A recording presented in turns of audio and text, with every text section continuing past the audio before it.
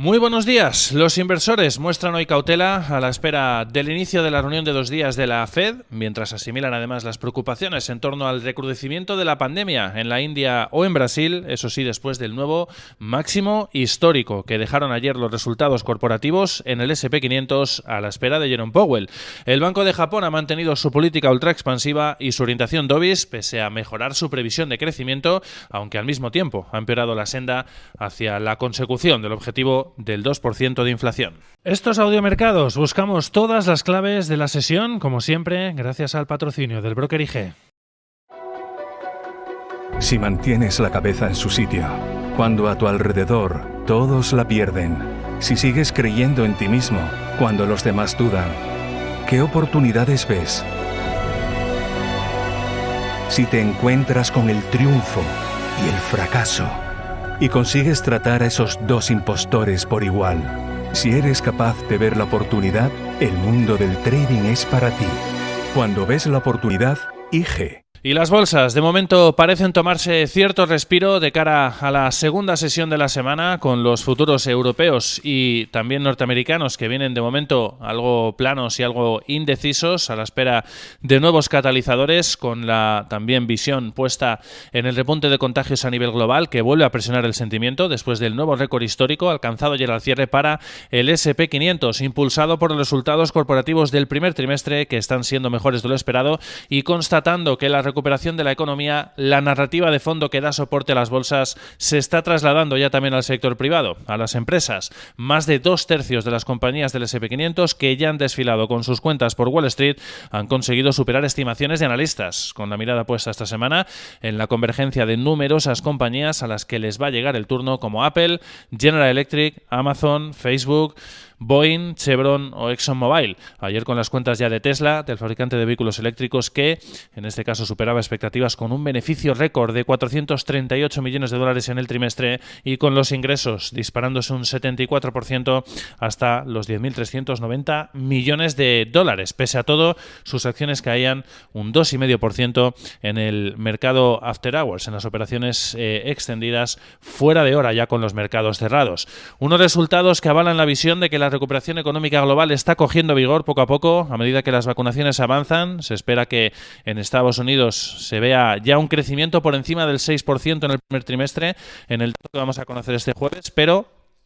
esa salida de la crisis de la pandemia está empezando también a mostrar divergencias, sobre todo con algunos países que están todavía sufriendo una dura situación sanitaria, como decíamos, como la India o Brasil, con los contagios desgraciadamente absolutamente fuera de control en los últimos días, y una situación que empieza a ser muy preocupante. La confianza en la recuperación en cualquier caso persiste, lo que ha prolongado el rally en el cobre, que ha llevado al metal a máximos de más de una década. Los datos cada vez empiezan a ser más robustos, lo que pone el foco en la reunión de 2 días de la Fed, con los inversores confiando en que al menos de momento no trastoque los planes y mantenga la visión de que seguirá manteniendo ese soporte de la política ultra expansiva y no empieza a hablar de tapering o de subidas de tipos antes de lo esperado. Sin duda, todas las miradas puestas mañana en la rueda de prensa de Jerome Powell posterior a la decisión de tipos de interés. Un tono dovish que de momento ha mantenido intacto el Banco de Japón tras dejar los tipos en el menos 0,1%, tal y como esperaba el mercado. Mensaje además de que la economía es verdad que se recupera, pero solo a una fase moderada, y además ha dicho que la inflación seguirá cayendo porque los riesgos siguen siendo muy pronunciados a la baja sobre las perspectivas de los precios. De hecho, el Banco de Japón ha mejorado su visión para la economía, crecimiento esperado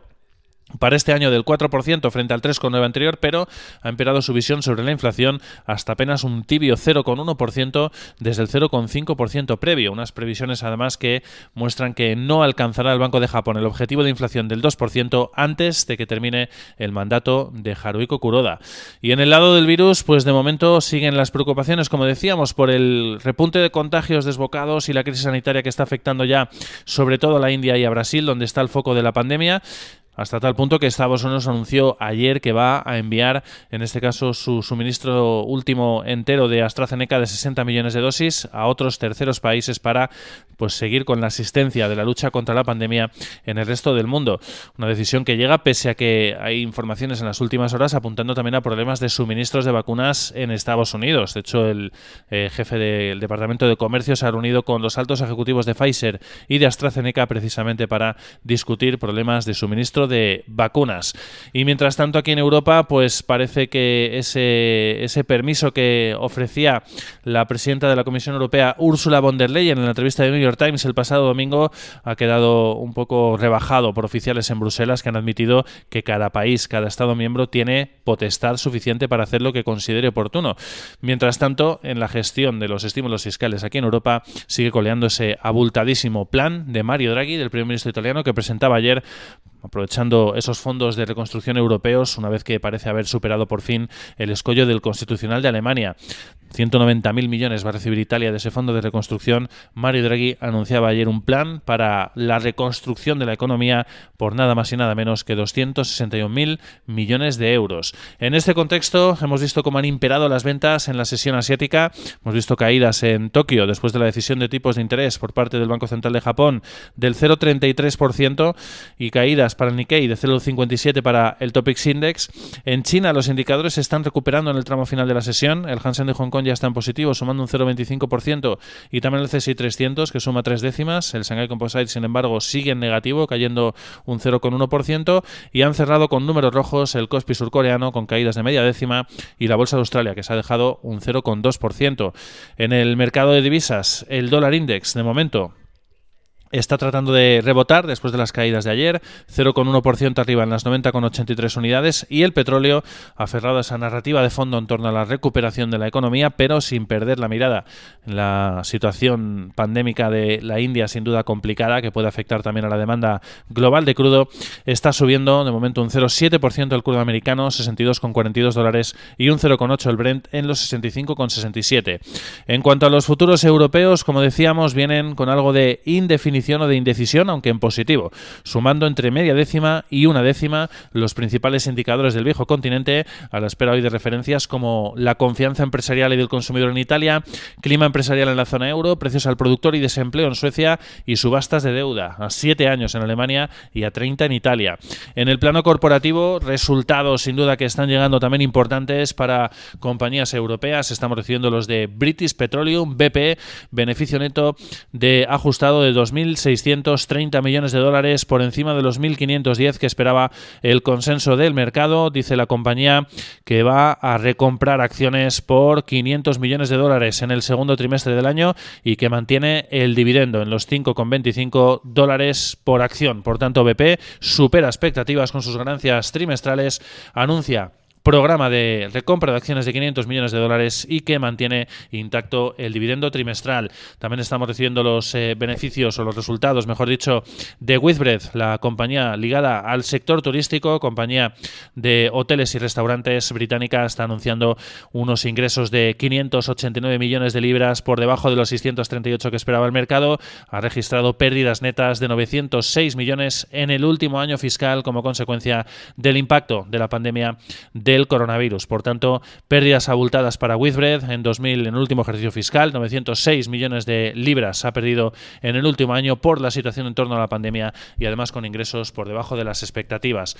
En el resto de compañías europeas, pues hemos tenido también esta mañana resultados en el sector financiero del banco suizo UBS.